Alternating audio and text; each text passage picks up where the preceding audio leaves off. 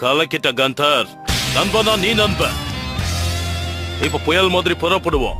நீ என்ன சொல்ற? இதுக்கு மேலே நாம டைம் வேஸ்ட் பண்ண கூடாது. நாம கிளம்புவோம்.